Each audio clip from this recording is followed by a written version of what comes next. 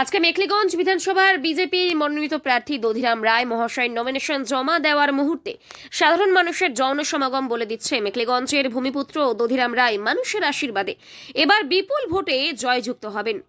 তিনি মনোনয়নপত্র জমা দিয়ে মেখলিগঞ্জের বিজেপি প্রার্থী দধিরাম রায় কি বললেন শুনে নেব।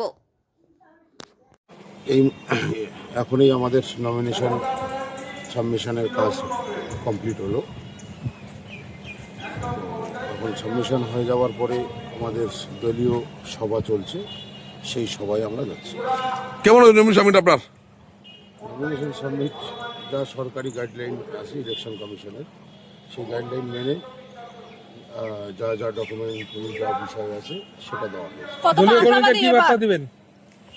দলীয় কর্মীদের কি বার্তা দিবেন? দলীয় কর্মী বলে নয়, গোটা মেখলিগঞ্জ বাসী যাতে ভালো থাকে, সুস্থ থাকে এবং নিরাপত্তা সুরক্ষিত থাকে, তার জন্য সমস্ত মানুষের কাছে আহ্বান রাখছি। এবারে এই পশ্চিমবঙ্গের স্বৈরাচারী সরকারের পতন হবে। মেখলিগঞ্জ বিধানসভা থেকে কতটা আশাবাদী আপনি? দেখুন, মেখলিগঞ্জ বিধানসভায় আমরা 100% আশাবাদী। আমরা এই 2026-এর বিধানসভা নির্বাচনে ভারতীয় জনতা পার্টির জয় হবে, মেখলিগঞ্জবাসীর জয়। কি বার্তা দিবেন?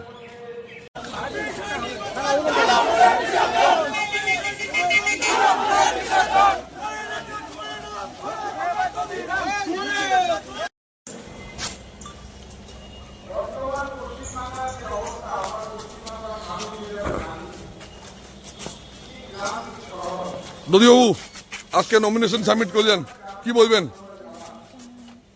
নমস্কার।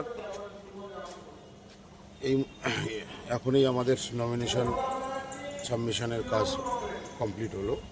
স্যার একটু দেখবেন স্যার।